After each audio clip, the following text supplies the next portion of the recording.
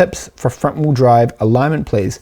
Yeah, well, again, it probably depends a little bit on your exact application, but I'll make the assumption here that we're talking about running on sealed surfaces, running on a racetrack or something like that.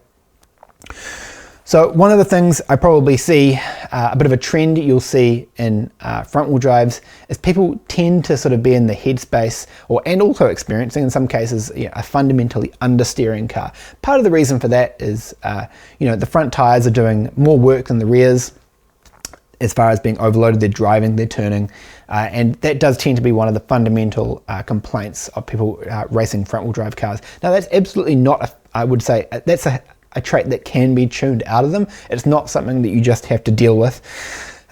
One of the things you do tend to see in some front wheel drive cars when people are really trying to get them to turn properly, and it's probably not a great approach, is running really heavy rear springs, really heavy rear roll bars, and maybe even toe out on the rear axle just to try and get it to rotate. Now all of that stuff's going to depend on the exact type of racing you're doing, the type of class you're racing, and certainly what things you're allowed to do. You may have no other option but to do that.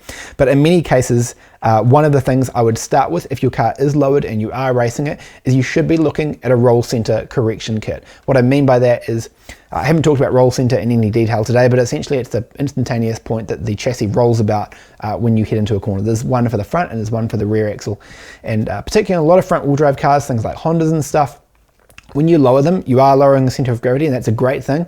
The downside of that, if you aren't doing a roll center correction, this is to do with how your suspension geometry changes as you lower it, is you actually end up with more roll moment as a result, because you've lowered the point that the chassis is rolling about.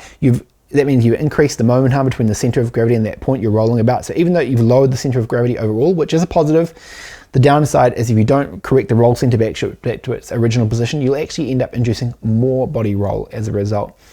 Now I have seen, certainly in the past, people making the mistake of not correcting their roll centers, and I would say really from a wheel alignment and setup perspective, that is probably the most fundamental thing you need to keep an eye on, and particularly if your car is lowered. After that, there's really nothing too specific as far as front wheel drives after that. It depends a lot on the tires, it depends a lot on the application, whether you end up with toe in, toe out, how much camber you're running, all of that stuff. The other thing I'd mention on front wheel drives is to not get too sucked into running a square setup. What I mean by square setup is running the same size tires on front and rear. Obviously the rear tires are usually running on the back of a really light car.